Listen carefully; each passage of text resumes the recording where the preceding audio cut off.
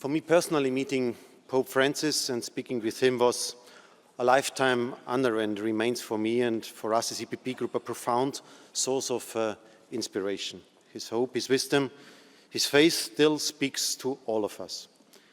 It was a moment of deep sadness when we learned about his passing away, and we will miss him.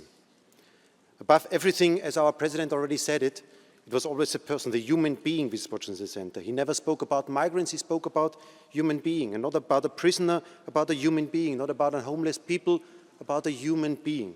Christianity at its best. Everybody is important, recognized by God, and also has a perspective beyond our life on earth.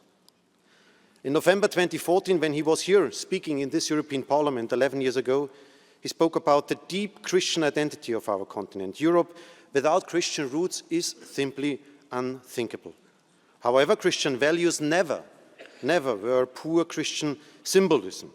He did not look on the questions of what divides us in Europe. He was always committed to what unites us. Not race, not religion, and not social status are allowed to divide us. And that was also his red line to all extremists who were misusing Christianity for their egoistic interests. His Christian view on a human approach of a society was also for a dignified work, for a society where everybody feels involved, and an economy which also serves to the people's interests. And that's why our model of a social market economy was deeply rooted also in his Christian thinking. And finally, on this Christian democratic tradition, like my party is representing it, I also want to underline that he himself and all his predecessors in the 20th and 21st century was committed to the European integration. He was always arguing in favor of a united Europe, not as a functional entity, not as a cash machine, not as a huge market, but as a community with shared identity, united in the European way of life. In a letter addressed to the European People's Party group, Pope Francis wrote to us, and I quote, "To build Europe, it takes a strong inspiration, a soul. It takes dreams, it takes values and a high political vision.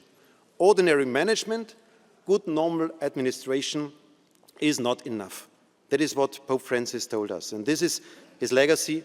This is his job description for us as European People's Party, also as a European Parliament. He rightly saw the European way of life as a path to a bright future and also our offer to the rest of the world. That's why thank you to Pope Francis. Thank you very much.